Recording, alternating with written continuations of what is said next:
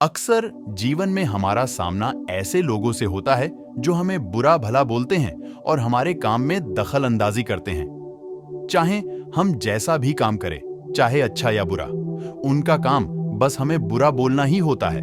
तो ऐसी स्थिति में क्या करें तथा ऐसे लोगों से कैसे निपटें? आइए जानते हैं इस बारे में महात्मा बुद्ध की एक कहानी के माध्यम से। एक बार गौतम बुद्ध एक शहर में प्रवास कर रहे थे।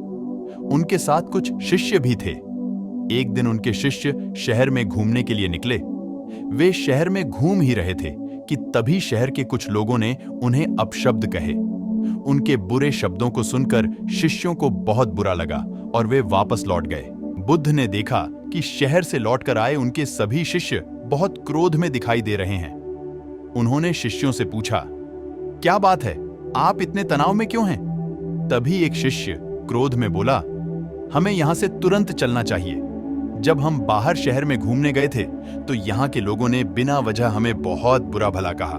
जिस जगह हमारा सम्मान नहीं हो वहां हमें नहीं रहना चाहिए। बुद्ध ने कहा, क्या किसी और जगह तुम अच्छे व्यवहार की अपेक्षा रखते हो?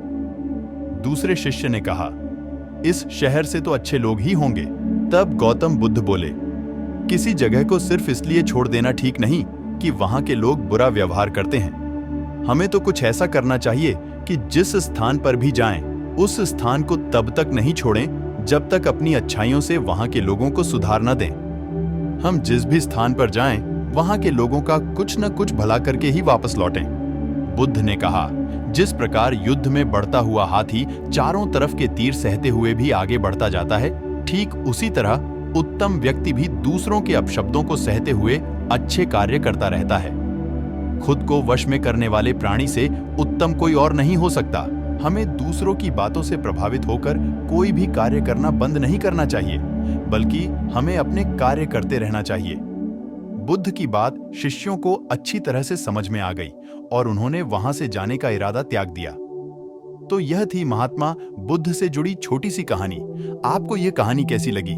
कमेंट करके जरूर बताइएगा। धन्यवाद।